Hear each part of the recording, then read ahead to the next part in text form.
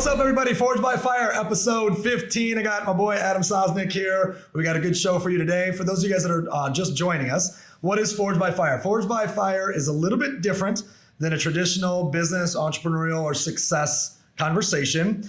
It's about the hard shit. It's about the difficulties or the pain and getting to the other side of it and being able to tell that story, not just about the ups, but more of the downs. My backstory, I got introduced to entrepreneurship at 18, made my first million at 25, lost it all, made it again, built the company to a couple billion in sales, sold it, bought it back, sold it again. Every peak and valley in that journey that you could imagine, every success and every failure. And you know that's why I fell in love with the topic of having great guests on that want to go through the fire and how that forged them to become who they are today. So we're going to talk with Adam Sosnick, What's up? A gentleman I met here in Miami. It's true. On the courts, on the basketball courts. On the basketball court. We actually met much earlier than that, but it took us a long time to figure that out. Yes. And you just have a fantastic brand.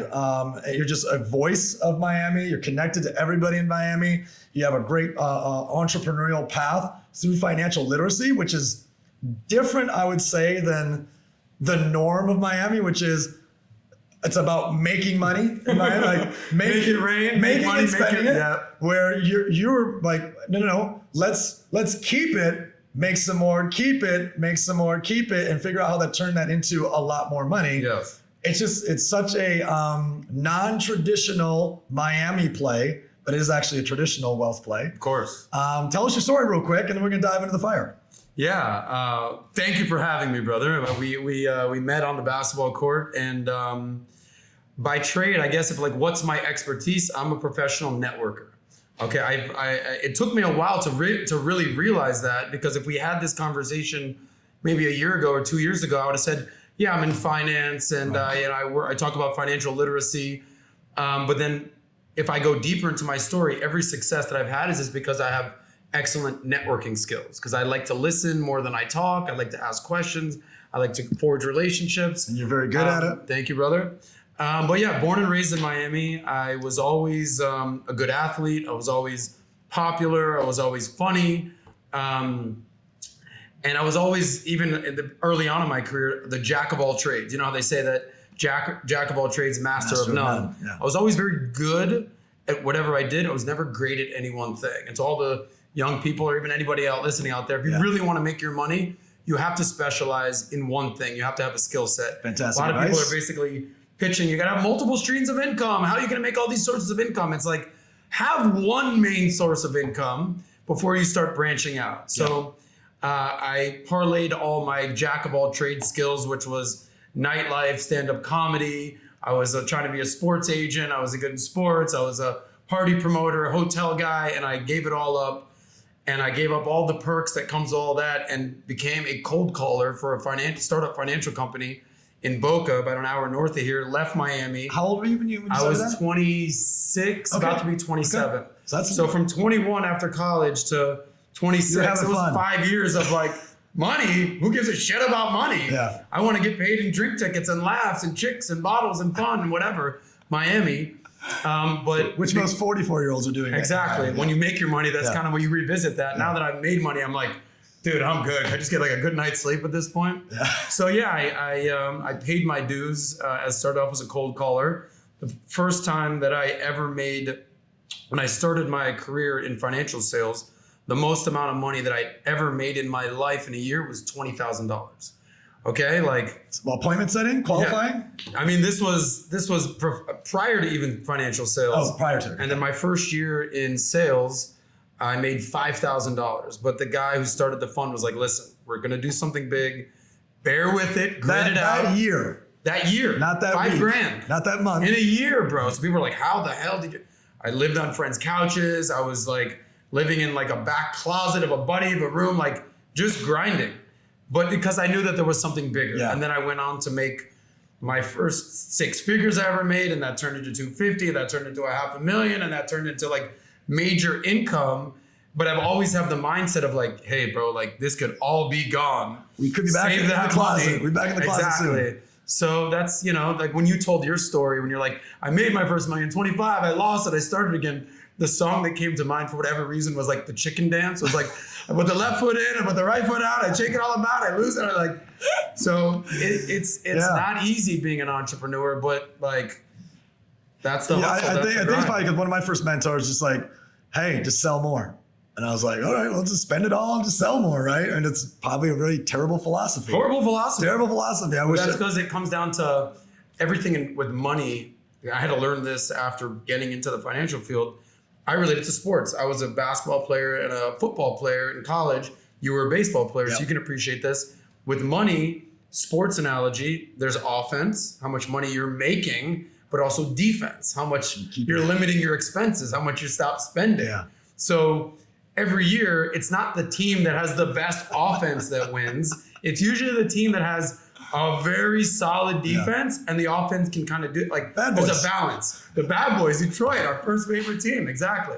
So there's that. Yeah. That's money 101. I was more like the running Rebels. UNLV, Larry Johnson, grandma. We were just trying to outscore at 150 to 150 to 140. Yeah, that's like the analogy that I say is like the Phoenix Suns. If you're a basketball fan out there, Steve Nash, 2-time MVP, Amari Stoudemire, all those guys. They were the number one offense of literally all time in the NBA. They never won a championship because they'd score 130 a game, but they'd give up 131 to the Spurs, who locked down on defense in the fourth quarter. So offense is great. Don't get me wrong. Make that money, but also save that money. Yeah. Well, very sound advice. I know you could actually spend a whole hour. We're actually going to spend a few minutes at the back end. Sure. I know you have a series of very intelligent wisdoms to share. Tell us what you're up to now in terms of you had a really cool opportunity. Really, it was last year and a half, 2 years ago. 2 years. I remember we talked about it here right before. Yep. I was moving to, I think, Dallas. To team up with, So talk to us about what you're up to now. Sure. So I'm part of a major media network called Valuetainment. So if you've ever heard of it, or Patrick Bet-David, one of the biggest financial influencers out there, he just sold his company, PHP, an insurance financial company, for $300+ million. He owned 85% of it, I believe. So just doing basic math, he's probably sitting on $250 million in cash right now. So he's been a friend, a colleague, a mentor that I met in the financial world, in the financial and insurance space. And again, back to my networking, I never did business with him. Just kept in touch because we were friends. Kind of like we've never done business. We're always just kind of like, what's up? What's going on? What are you up to? Party? How you doing? What are you up to? Playing basketball? What are you up to? Like, Networking. Like-minded people, networking. Professional networker. But it's always from a point of like genuineness. Yep. Never like, hey, Nick, I need to borrow this. Would you do me a favor? It's always like, what's up? So I've been in touch with this guy, Pat, Valuetainment, for a decade. We actually met in the gym working out at a financial conference. I didn't know that. No clue who he was, no clue who I was. I was always the guy, speaking of networking, I was the guy that my company sent out to all the trade shows, financial events. And they would say, just go out and meet people and give out business cards, shake hands, kiss babies. And, when the business comes in, we have a whole underwriting row that can kind of deal with it. I'm like, deal. So I can use my marketing skills and my networking skills that I've always done. Greeting, making people feel warm. I'm going to need a budget for this. Exactly. So they pay for everything. So I met Pat working out in the gym. Hey, what's up? You using this machine? No, how about you? And that's how we just formed a friendship. He saw what I was kind of starting to do on social media with a show that I started called SOS Talks Money, where I just went around talking to people about money. Which was great, fearless, literally fearless. Man on the street stuff, talking to everybody. Microphone, boombox, just in people's. Rappers, homeless people, college kids, spring breakers, models, just the whole lot of it. Just getting opinions. Some of it was really funny. Yeah, so Pat recognized that, and prior to COVID, we were already in talks of like, hey, like this is what we're building. And then during COVID, he's like, what are you up to? I'm like, dude, anything but just sitting around my house. Yeah. So I moved to Dallas. I teamed up with him. He had never had a podcast. He had done more content, edited type content, how-tos, motivational videos. Did a lot of interviews of others, but not interviews. Podcast. Massive interviews. Live interviews. With Kobe Bryant and President George Bush and Mafia, Sammy the Bull. Like the list goes on and on. That's right. Forgot about that. The whole Mafia series and Body Buzz. But he's never done a podcast. So when I moved to Dallas to team up, he's like, "What are your thoughts about co-hosting the podcast. I was like, buddy, I'm whatever you want from me. Let's go. Part of my, what I tell people out there is sometimes your best ability is your availability.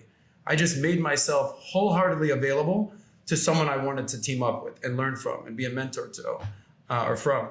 And so I just made myself available. We started the podcast. Now it's one of the biggest podcasts, business podcasts out there. And we have an amazing guest. But much like you, I've always, because of a sports background, I never was a tennis player. I was never a golfer. I was never a swimmer, meaning I was always on a team. Yeah. I'm not good as being a solopreneur. I like being part of a team. Yep.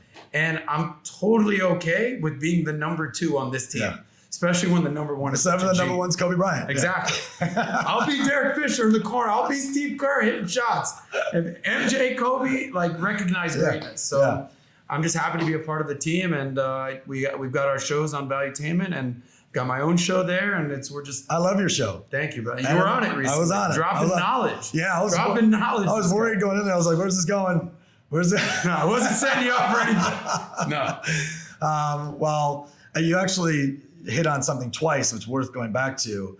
Number one, you just said, I was willing to sacrifice it all, sleep in my buddy's makeshift closet / bedroom to make $5,000 a year to chase the vision of an opportunity of my first mentor, we'll call it. And even in your mid 30s, you were willing to do that again for your current mentor. Correct. And so many people are not willing to just go all in on someone else's vision, number one, or number two, just be willing to sacrifice, even if it's for their own vision. They're just like, they want to have comfortability and the result. And those two things don't go hand in hand. Yeah, correct. I mean, sacrifice, you know how they say, if it was easy, everyone would do it. That's right. Shit's not easy. Okay. Especially if you're a man out there, life's tough. You got to be stick to itness, right? And you got to deal with rejection. You got to deal with lows.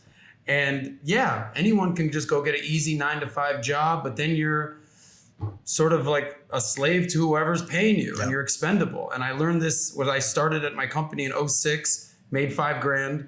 07, I made my first $100,000, was starting to make serious money. In 08, the world crumbled. And I saw the world fall apart. And we had, when I started the company, I was like the 5th person there. When the company started, we got it up, scaled it up to about 50 people. And then 08, 09, when the financial world, we were dealing with that was one of our crashes. Bear Stearns, Lehman Brothers. These are some of our funders. They're out of business. Gone. I'm seeing people that are making $1 million a year, selling their cars, selling their assets. But then I learned a lot of our company, a lot of the people got fired. You know who didn't get fired? The salespeople. The salespeople got to stay. Keep the lights on when exactly. So I was like, oh shit! You meaning I could do this, and even in a horrible economy, I get to keep my job and still make money. Not as much as before, but sometimes it's the peaks and the valleys. As long as you're not cut, fired, you're done. You stick with it. And then it took a few years of cutting my teeth, and then it was almost like the light switch went on. It was like you've seen the movie Forrest Gump, of course. When we were like the only shrimp boat out in the marketplace. We're like, I got all this shrimp now, baby. But it's because I took 2-3 years of eating shit to get all that shrimp. And the competition was wiped out. Of course. One of the things that's so interesting is I talk about sales from the perspective of it's a skill set that everybody must learn, in my opinion. And right now we're in a day and age of explosion of solopreneurs. And I'll get every solopreneur in the world is like, I don't do sales, I do blank. I'm like, oh, okay, who does your sales? Well, me.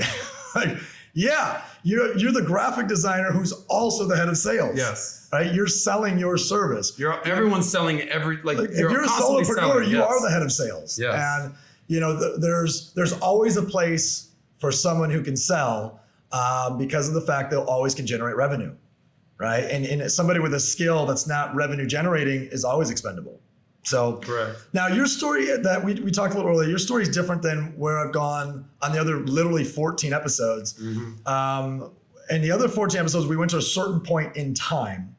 And that certain point in time is kind of where we stayed. We camped out there. And then we discussed coming out of that. And, when we talked, We talked about more of a, I wouldn't necessarily say scenario, but really one of the largest influences in your life that became the largest driver because of its negative impact, and I'm sure positive as well. So I'd like to kind of go in that, because as you go through your story, it's like you're in and out of the fire relationally, emotionally, and personally with this individual. And most people, they say, well, just, break up with her. Problem was, it's not something you could break up with when you're raised by them. So talk to us a little bit about what you saw or has been the most difficult points in your life that have turned you into who you are today. Yeah, so that person that you're referring to was my father. And, my father passed away 3 years ago, and I gave the eulogy at his funeral. I'm sorry to hear that. Thank you. And it was the most cathartic moment of my life, because born and raised in Miami, all my friends knew my dad. He was the crazy dad, right? Like, all my friends were like, dude, Adam's dad's the crazy guy, right? Because he was. And it was the most cathartic moment of my life. I got everything I needed to get out, and it's just been like, I could finally breathe. Every time he would call, there would always be an issue. But without making this about me too much, there's always going to be someone in your life. No, this is about you. This is about me. But I'm going to relate it to the people, but I'll bring it back to me. Yeah. There's always going to be haters or challenges in your life. And for that person was my father. So my father's backstory, he was born and raised in Detroit, and he was born with cerebral palsy. He was born with physical incapabilities. His speech, it sounds like he had a stroke. He kind of had difficulty moving. Control. But he was a very big guy, 6'2", 215 pounds, oh, wow. strong guy. Not what you would envision as being a handicapped person, and mentally sharp as hell. Okay, so this is a second Forrest Gump reference. Yeah. If Forrest Gump was smart, when he was young, remember he had the braces, and they're like, so very sharp, very charismatic. But there were certainly some physical limitations. And growing up in Detroit in the 50s, it could have been anywhere, but the kids made fun of him. Yeah. Okay. And you grew up in Michigan. I'm sure this is not exclusive to Michigan or Detroit, but kids made fun of him a lot. And he came home crying one day, as the story goes. And my grandma was like, they make fun of you, just punch him straight in the face. He's a big dude. So he's like, all right. So he's since then always been a fighter to men. I've never seen him touch a woman, my mom, my sister, nothing. But men, he'll punch you straight in the face. So me, growing up, I've always been kind of bombastic, charismatic, shoot the shit. That's just kind of been in my DNA. I don't know what happened. And even as a kid, bang, I'm like, oh, I just got punched in the face by my dad. What just happened here, right? So, and I just remember just constantly having these, I don't remember one day in my life where it was like, what a peaceful day I've had at my house. It was always a conflict, always. So I was constantly trying to get them out of my house. And maybe that's where I developed my networking skills, because I was always sleeping out at friends' house, hollering at girls, just not trying to be home because of the conflict. And I actually, and this is ironic, when I grew up, I was probably in my mid-20s at this point. My best friend was working at the radio station, and they said, we're actually taking applications for why your father should be Father of the Year this Father's Day. And I'm like, yeah, sure, I'll get right on that one, buddy, right? And I sat and I thought about it. I was like, you know what? How can I come up with something? How old were you? I was in my mid-20s, 25 years old, probably at that point. That makes sense. And we had already gone through peaks and valleys. And I basically had to put myself in my father's shoes to write this. I was like, if I was my father and I was going to write a autobiography of why I'm the Father of the Year, because if I just wrote it from my first person account, I would have dismissed it and said, clearly not winning. But then I broke down what my father would have written. His experience. Exactly. How he was bullied as a kid, and how the odds were all against him, and he moved from Detroit to South Florida and started a business, and he was handicapped but smart, and only hired handicapped individuals and gave them jobs and gave them careers. Wow, that's cool. And that was and he made the newspaper, the Miami Herald, handicapped businessman employs handicapped individuals. And like, I'm like, all right, cool. And I circled back and I honed in on like what mentally and emotionally I think he was dealing with. And it was two complete emotions dealing with his son. And it was a mixture of pride and jealousy, because he was proud that his son was like this. I got a high school scholarship to Miami Country Day, which is one of the most elite private schools in all here in Miami. And I got an athletic scholarship. And I was always one of the best athletes in my little area, North Miami Beach. And he was very hard on me because he knew that I was good, but I could have been this. But again, I was always good at stuff. You liked having fun too. I liked having fun. So he was very proud of me, but also jealous that he couldn't be that person. And he would always be like, you're never going to be shit. You don't work hard enough. You're a loser. Like, you're never going to amount to nothing. You suck. And it was like this mixture of like, he saw the qualities that I had, the greatness that I could have done athletic wise. And he was so goddamn pissed at me that I wasn't tapping into the 100% of it. Right. Not that I was a slacker. I got the scholarship. It wasn't like I was some loser, but he wanted me to work harder. And the way that he drove was, you're nothing. You're never going to be anything. I remember in 9th grade before I was in public school my whole life. And then I switched over to the private school in 10th grade. I remember physically dribbling the basketball. This was like in an all-star game in North Miami Beach area. And my father yelling at me that I needed to like do, and I'm yelling at him while dribbling, shut the fuck up! Like yelling, we're arguing. A coach has to call a timeout, call my father over. It's like, guys, like, this is insane. So we just constantly just the arguing and like, my dad was that dad. Like you think of like LeVar Ball and the Ball brothers, right? Like he's a bombastic, but like he talks about, my sons are the greatest things ever. Like my father was very like, you're never going to be nothing if you don't listen to me. And for me, speaking of Forged by Fire, if your father is telling you you're a loser and you're never going to be anything, as a boy, your father trying to become a man, that can mess with your head. It's a lot to overcome. A lot, dude. And I don't know what it was. And my mom was very loving, but she would be like, dude, I just always told myself, dude, don't listen to him. Just do you, bro. Like, fight through the negativity.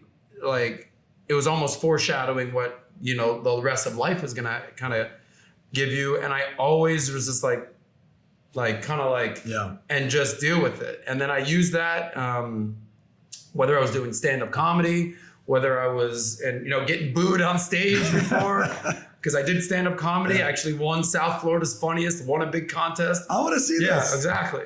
Deleted content. We'll come back to that. But whether it was sports, whether it was my first time in sales, like people hanging up, don't ever call me, click. All right, I guess that's sales. To now being on a massive media channel podcast. There's nothing you can say in the comments. There's nothing you can say in the sales call that's going to affect me more than what has been said to me 1,000 times. Of course. From my own thought. And people, and like, this was why I was going to say like, well, I'll tell my story, but I want to kind of bring it back to, there's always going to be haters out there. There's always going to be critics out there. There's always going to be people saying, you're not good. You can't do this, but you need to be forged by fire to basically overcome that, to say, you know what? I can do this. I know it's not easy. If it was easy, everyone would do it, but I'm going to move forward with this.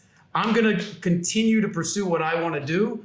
And sometimes the haters, it's easy to say, just tune out the haters. Sometimes there's a comment that's like, it's actually true. Yeah. Like, I probably should, so. I'll DM you the answer. Exactly. So take these comments with a grain of salt, and there might be something out there that might resonate with you to say, you know what, I'm not going to change who I am, but maybe I'll change what I say. Man, at the end of the day, it all boils down to delivery, doesn't it? It's like the people that say certain things and with the right delivery, at the right timing and delivery, as opposed to so much of maybe what your father said was the right thing, but the wrong time, middle of the game, screaming at you as you're dribbling up, the wrong tonality, the wrong context, sentence structure, language, but the point may have been great. And that's the difference between gratitude and resentment. it's the delivery and the timing, right?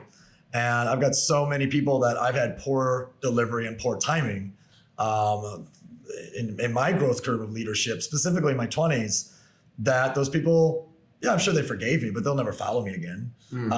They respect what I do and the results I get, but they don't respect me as a leader because of how I made them feel, and how I made them feel at certain moments, even if I was dead ass right, and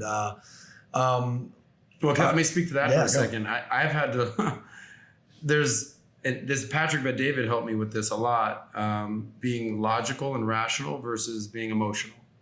And he's constantly saying, being a little emotional right now, buddy, like whatever, especially when it comes to something I feel strong about. Yeah. And that's what we all kind of have to grapple with is for a man, we tend to be more logical and rational. Women tend to be more emotional. Now, yes, women can also be rational and logical. Yep. Men can also be emotional. But balancing that is really what the challenge is. A little bit, 20%. Fucking Italian. It's Jewish people too. It's oh a requirement. My God, neurotic. Exactly. It's a requirement.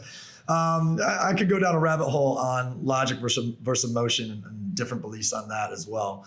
But I'm gonna stay back here. So are you a different Adam, or how different is the outcome of the Adam today if you have a father who's, the caretaker, dust you off, arm around the shoulder, as opposed to constant kick in the ass and negative reinforcement, right? If you have a positive reinforcement, are you further ahead?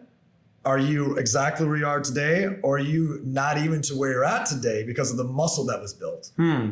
Yeah, I think I want to be clear. I do not like people that play the victim. I don't believe in having a victim mentality. And, there's a lot of people playing the victim out there these days. Yeah. Rich people are bad. This politician doesn't care. It's shut up and deal with it. Because I could look at so many more people who had a worse situation than me. And I just have so much gratitude. Yeah. And speaking about, that's why I love the name of your podcast, Forged by Fire, is it's you gotta go through shit. It makes you who you are. Yeah. So my biggest lesson is it is what it is. There's gonna be a million people out there that have way worse situations than an abusive father, that are born into poverty or born into a horrible situation or born into the wrong country. No father, what have you. Exactly. So the biggest lesson that I can take is, okay, it is what it is. When I have kids, because I want to be in a situation like you with two beautiful kids in an amazing apartment. You know how I feel about your apartment. I love it. I'm just going to be the best possible father I can be. Because I remember telling my father, I'm never going to be like you. I'm never going to be like you. I'm always going to be a better father. I remember these conversations, slap, whatever, fight, Wow. And so it is what it is. I'm very grateful with the fact that I'm here, 2022, sitting with you. I wouldn't change anything. And so it's you take the shitty things that happen to you, you overcome it, and you improve from there. So you started with a really interesting part of the story, and it took everything in my power not to dive straight there, which is you went straight to the eulogy. Mm-hmm. And I could physically feel energetically, if individuals believe in that, your lightness, because we were talking heavy out there about the topic, and then immediately there was this lightness about you, and then now it's back to heavy. Walk me through what happens. What was the roller coaster of emotions and feelings and conversation leading up to the eulogy? Was your father's death, was it expected? Was it unexpected? Unexpected. Okay. Yeah. Which is the worst. Yeah. It came out of nowhere. He wasn't a healthy guy. We talked about, so it's not like he didn't have health issues.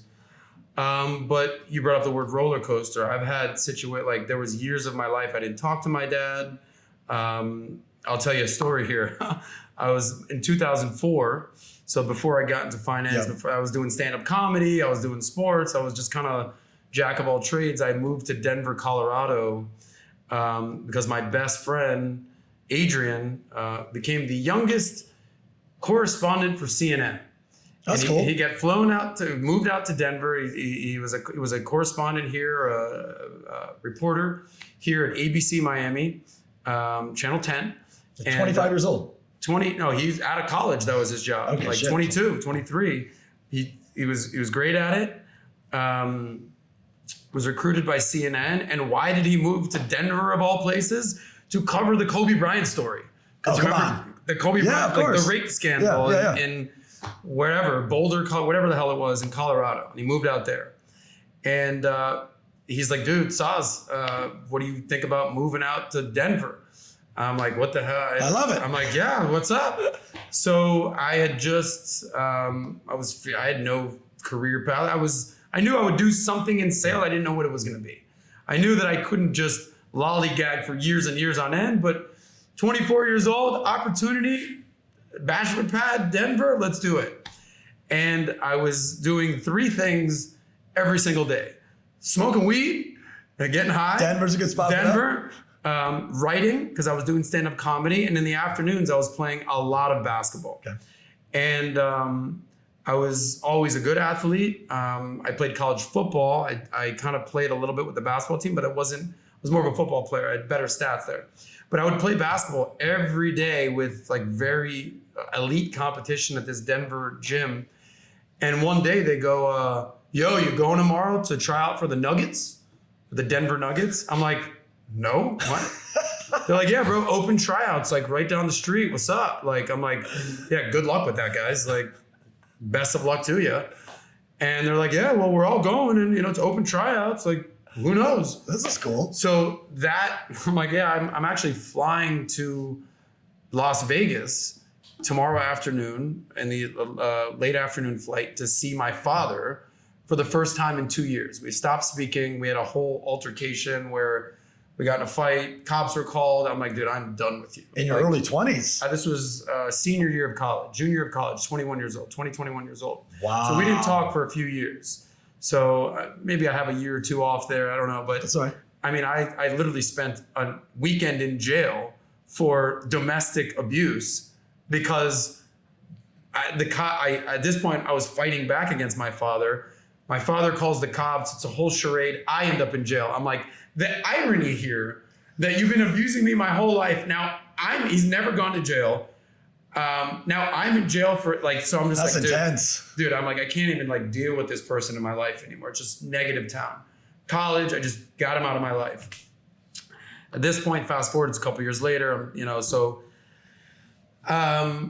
the next morning I wake up, it's like 8 a.m. I don't have a flight till 4 p.m. My boy's not even around. All the guys, because he's covering the Kobe thing. All my boys that I typically hang with are playing basketball. They're over at this thing. I'm like, let me go throw on my sneakers and see what the hell this is all about. I'm the last person to sign up for this open tryouts. Yeah. Cutoff was 9 a.m. I got there at 8:59. I'm like, yo, they're like, yeah, grab a number, blah, blah, blah. To condense this story, there's 500 people trying out, and They started to do cuts. Yeah, they start to do cuts every hour. Now, anyone in this room could have made the first cut if you could just dribble a basketball. Boom, they're just weeding out there's a guy literally in a wheelchair being that made the first cut. So you could dribble. So they're just weeding out people who are just there for a picture. Cool. So I make the first cut. The second cut is can you do a 3-man weave? Done. All right. Third cut is can you just do basics? If you were a high school basketball player, if you were a high school basketball player, you make the second cut. Now it's gone from 500 people to 100 people. Now it gets serious. Now they're dividing people up into 5-on-5s, right? And call it a great day, call it God looking down, call it great teammates. But I was put on a team that I just excelled because I was a point guard. I've got an amazing shooter over here, a dunker over here, and I'm just running the game. And all 5 of us make it to the next cut. What's up? We're killing it, right?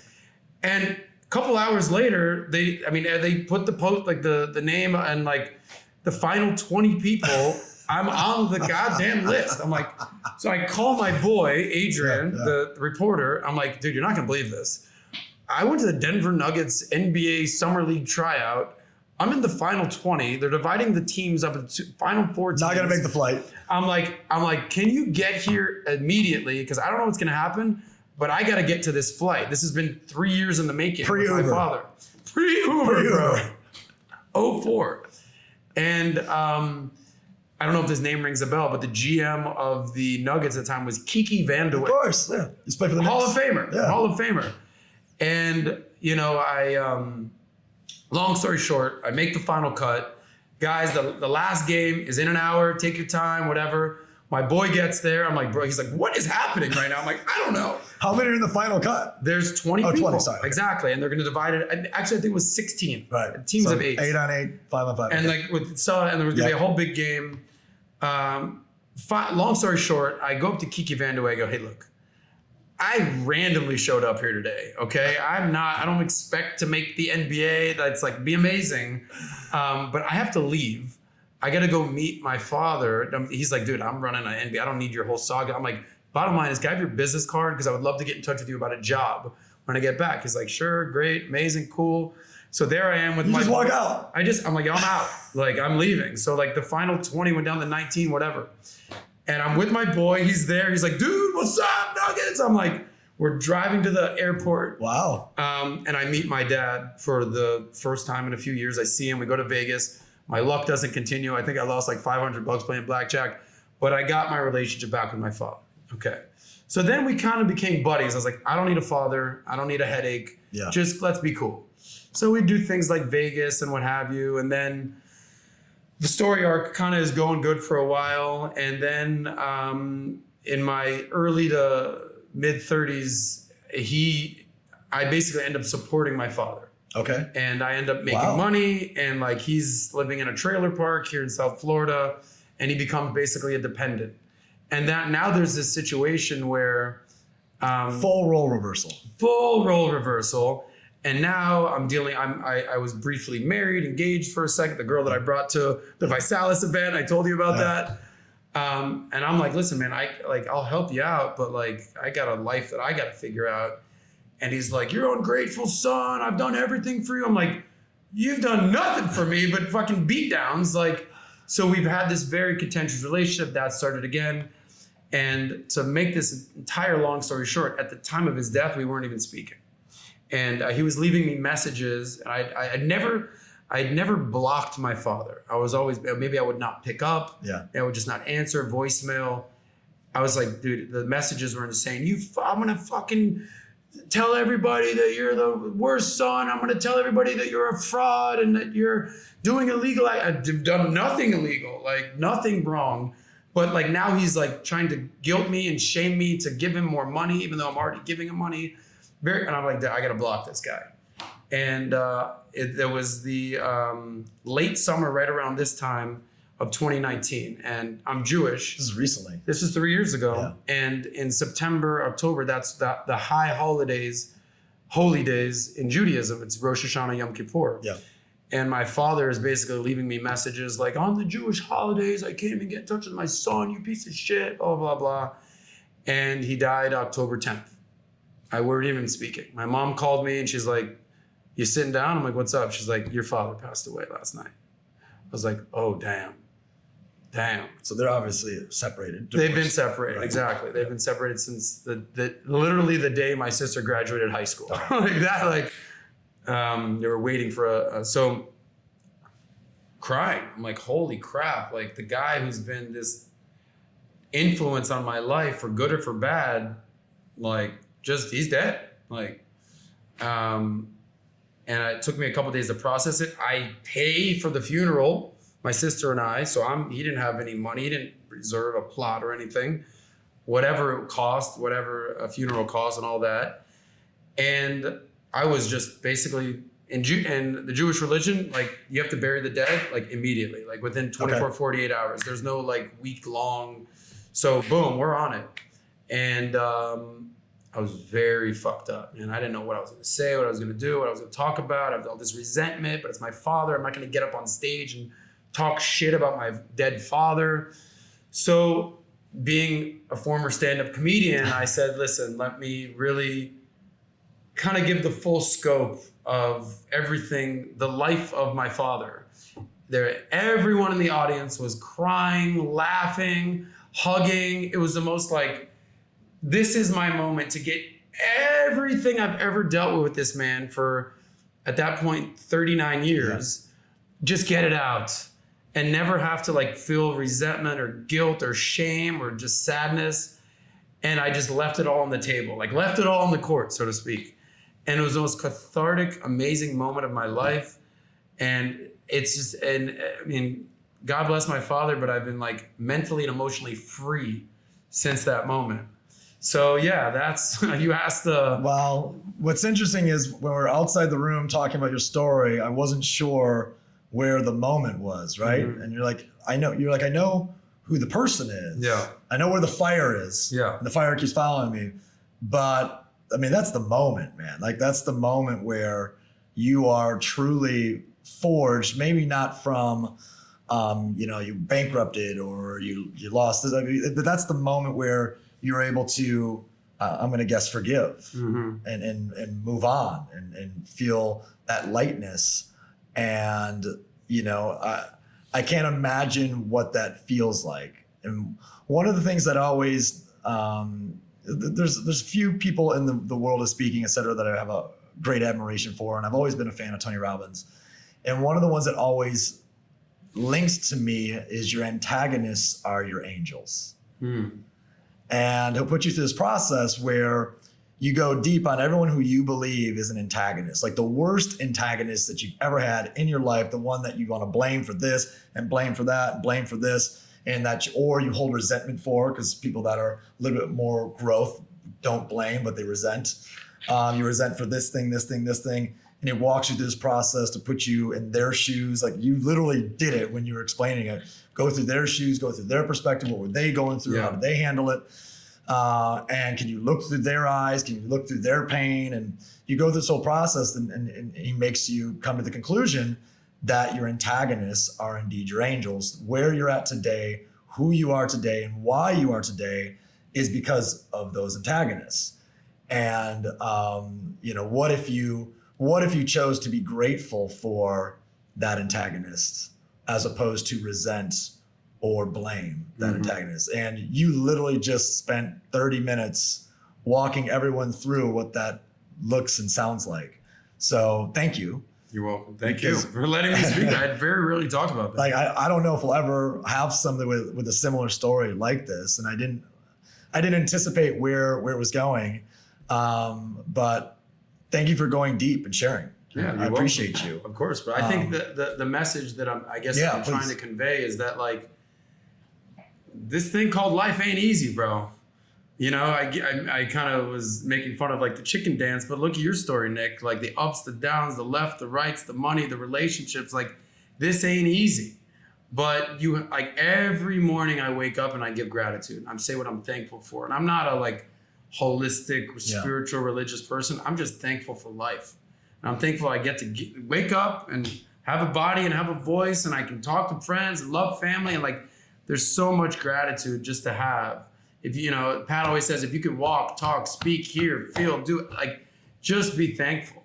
Yes, I mean, I had an abusive father. I've had a rough situation. There's like every year, speaking of gratitude, every year, my father would make my sister and I volunteer at the Special Olympics.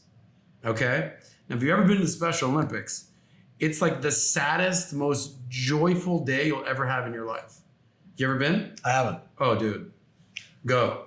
Because it makes you be like, oh, I think I've got it tough. Yeah. These people are the most physically, mentally challenged people on the planet.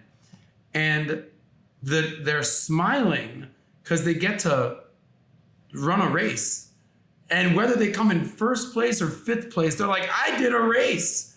And here you are being like, I'm going to feel bad for myself. I'm going to throw a pity party. The elevator's out and I've got to walk the fucking stairs. Oh my God.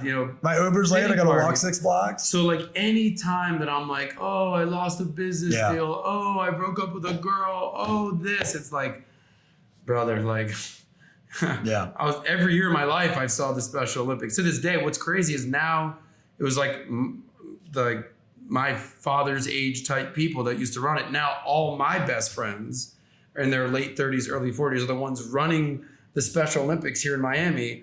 So now it's like, it's such an impactful feeling. But again, back to my, like the victim mentality, the pity card, there's always someone worse. There's always someone in a worse situation. So, you know, it's so important for me just to have a good attitude. Like, even in my office, like at Valuetainment, they're just like, you weren't here for a few days. The vibe wasn't there. I'm a big on vibe and spirit and attitude. And at the very least you can do is have a good attitude. You might not have skill set. You might have not money. You might not have networking, whatever. If you have a good attitude, you know, the rest you can kind of figure out. So I've always been like, even when I was dealing with my father and all the drama, I would walk out the door and be like, all right, I'm going to school. I'm going to make friends. I'm going to meet girls. I'm going to tell jokes. I'm going to do sports. I'm going to have a good attitude. So I never let all the negativity turn me into a negative person. Was there anyone that pointed that particular word out to you early on, or did you look back and say, oh, I always had a good attitude? Meaning, you know, you were 9 and you had this third grade teacher who just taught attitude is everything, that just landed. Or was it as you learned more and more about energy and, you know, happiness and joy, you determined it was attitude? I think it's funny. No one's ever asked me that. Was there a moment? Now that I'm thinking about it, there was one of my still closest friends today. His name is Jeremy. I remember he was like, this is actually really weird. In the mid 90s, this is when the internet first started. Yeah, late 90s. And well, this was 96, 97, yeah. And he was like, he knew computers. And he still makes fun of me to this day because I called him and I go, hey, Jeremy, what's the difference between email and the internet? I was like, I don't even know what, like that's. I got my email just in 99. Exactly. So I didn't know what it was. And on the internet, he was a savvy at this. He wrote the top 10 Macs in Miami. Like, you know what a Mac, like people. A Mac Daddy, like a Mac Daddy. Like a, not like computers, but the top 10. Yeah, no, like, and exactly. Like Pimp Daddy, like studs. So, studs, whatever it was. And I don't remember, I wasn't number one. I don't know what the hell number, but I remember he did this thing and he goes, Adam's on this list because he has charisma. That's his thing. Adam just got, and I was like, I wasn't like, hey, I'm Mr. Charisma. I never, but that, and, you know, number one is because he's like, he looks like Brad Pitt or like whoever the number one was, this kid named Jason, whatever, surfer kid. But I made this top 10, this fictitious random top 10 list because I had charisma. And I was like, oh, I like that. Let me lean into that a little bit. If I have that, let me utilize that. So I guess that's the attitude part of the charisma. Sure. Charismatic leadership is, historically, those are all of the leaders that we still read about, look to, and point to today as the charismatic leaders. Yeah, so of course. You definitely have charisma. Thank you. That's what you have. Thank you. Wrapping moments. Hard pivot. Boom. Boom. Your passion topic, financial literacy. Yep. Give this gang best few minutes of financial literacy of your basics or your advanced, whatever you want to do. Like, hey, this. If you want to not just make millions, but you want to keep millions. What's the best defensive strategy? Sure. So let's play some defense. I learned this because you kind of teed it up at the very beginning. Growing up in Miami, it's not exactly the place where financial literacy and saving money is basically accustomed to. No, this is not Omaha, Nebraska. You know, exactly. Being in the nightlife, especially in my early 20s when this was my career, partying and nightlife and all that, I saw the popping of the bottles and how much did you spend this weekend? Yeah, I spent $3,000. This weekend, you spent $3,000. Oh, how much is a table at the club? $5,000. I said, what? Okay, so I've been there, done that. All right, great. When I got into the financial world, I told you I made no money, and then I started to make some money, and then 2008 crumbled, and then I started to make some real money, and I became a millionaire by age 35. Okay, cool.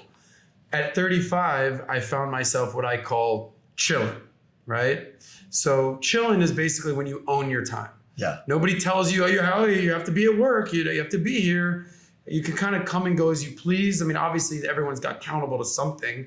But chilling is when you own your time. And I found myself being chilling, right? So what I did was I started a show on social media, SOS Talks Money, just to teach millennials about how to save that money and understanding money better, and basically to break down money in a language that we can all kind of relate to. Not like the typical, old man in a suit talking about your 401k and investment strategy. Like, be like, what's up? What do I gotta know about money? Kind of a thing. And I started by interviewing just all the financial people at all these financial conferences that I go to, and basically, hey, give me your best piece of advice for millennials. And being that I'm, in the financial world, and I did stand-up comedy, and I've got this charisma, I'm like, fucking, let's go for it. You take a boring topic, make it interesting and funny. So I'm like, don't say anything boring, buddy, right? So, and it always just, the most typical answer, the most common answer, 90% of the time, these massive financial advisors were just like, yeah, save that money. Like, you're gonna need it. Your life is long. Like, don't spend it all. Great, cool, got it. And then as I did all these interviews, I realized there was just basically 6 constant themes, which I call the 6 principles of wealth, that just keep coming up. Whether it's whoever I talk to, any interview, it's these 6 things. And number 1 is you got to have a game plan for your money. So a lot of people call that a budget, or some people call that cash flow, but you got to understand what's coming in and what's going out. 2/3 of Americans live paycheck to paycheck. 2/3 of Americans don't do a monthly budget. Correlation? I think so. Probably. So, the one thing I say is, like, the only thing worse than doing a budget every month is not doing a budget every month. So number 1, just having a game plan for your money, whether that's written, whether that's an app, whatever, understanding that. Number 2, all right, like, before you can win the money game, don't lose. What's losing, right? Debt, credit card debt, car loans, college loans. I know Biden just wiped out 10, 20 grand from everybody. So, like, you just got a life raft, buddy. But, like, losing the interest rate game, your money going the wrong way. And there's different levels of debt. There's bad debt, there's horrible debt. Skewed debt. Right? There's, good debt if you can turn that into an investment. Yep. But debt inherently is bad. It's negative interest rates. So just understanding that dynamic. All right, now that you've done that, okay, now you can win the game. Let's save that money. And you can look at the stats. 50% of Americans don't have $500 for an emergency fund, right? 50% of Americans don't have, 80% of Americans don't have $1,000 to their name. Like meaning insane. There's a different, so I tell people, save $10,000 before you try to do anything else. Before you try to become a Bitcoin millionaire and try to become a realtor or a real estate expert, just understand what it's like to have 10 grand in the bank.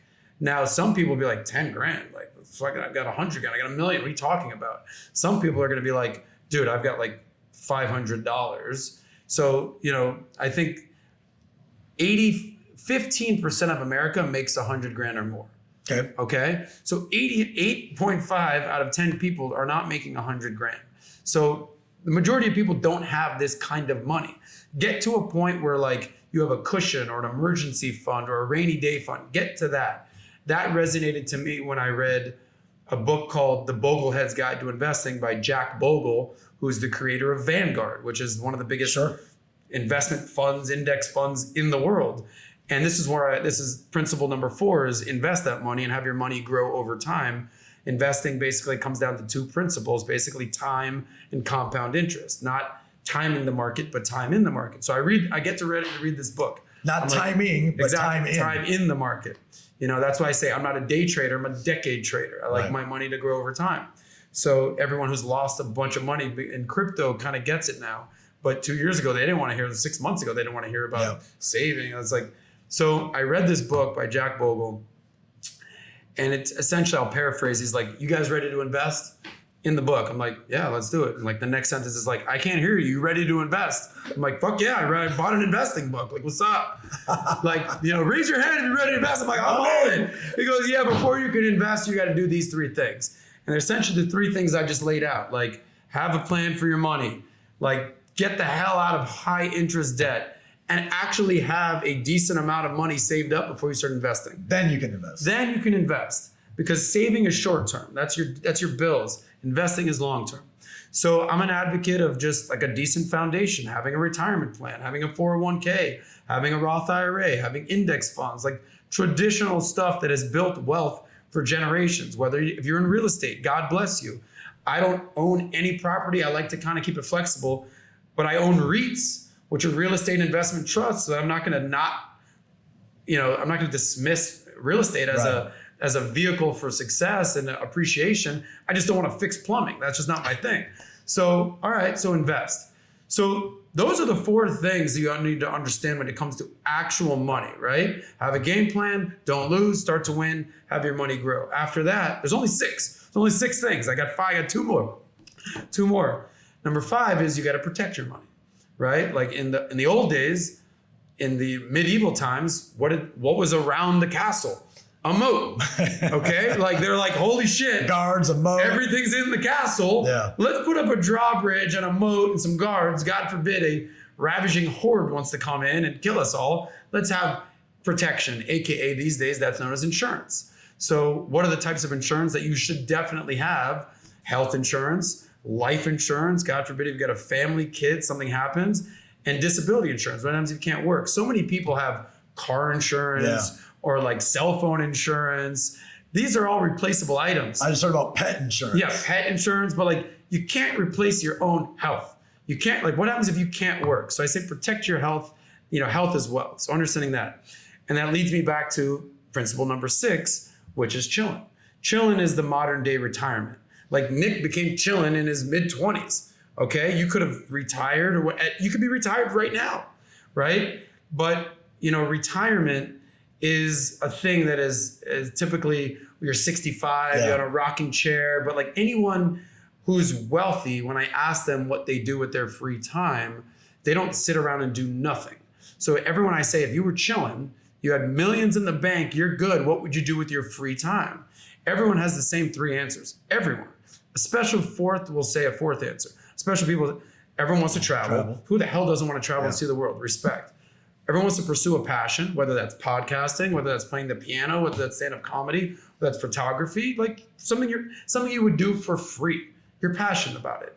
Number 3 is you want to donate your time. Yeah. Like you want to give back. Contribution. Yep. The contribution. You want to contribute to society, whether that's educating young entrepreneurs, whether that's going to the Special Olympics, whether that's helping homeless people, whatever. You have a heart, you have compassion.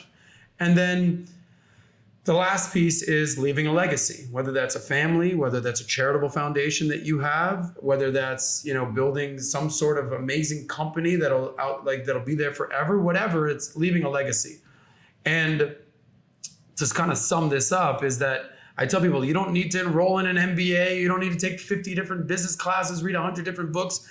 Be good at these 6 things and you'll be chilling. The problem is most people are 1 out of 6 or 2 out of 6.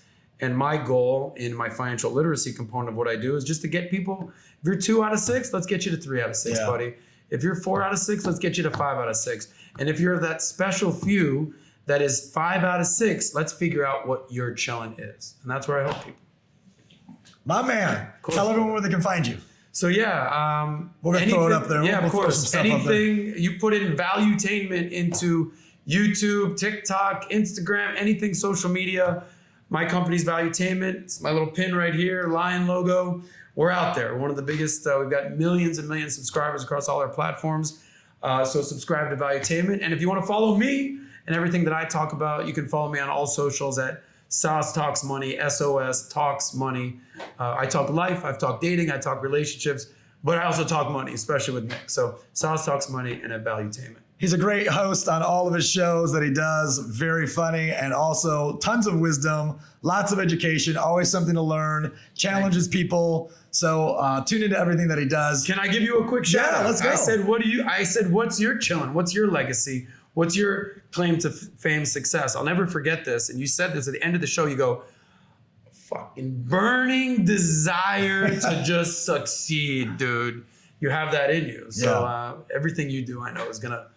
Well, I don't want to be a historian. I've said this story. I've been successful, and we watched the company kind of run its course, and I don't want to be a historian still telling that story. So, on another journey, on another run, and hopefully we can put some more points on the board. So, episode 15, Forged by Fire. If you liked it, you want to support the cause, go to thenextgen.org.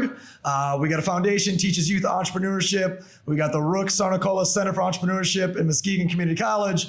We're moving all the programs to an LMS online to teach, to really get past the red tape of schools and colleges to be able to teach anybody anywhere through an online learning management system. So go there, donate $25, donate $50. Put that money to good use so that we can, impact the next generation of entrepreneurs, and you can write that off. You can tax deduct it. Ooh. Yes, and he talks Save about money, that in his baby. classes.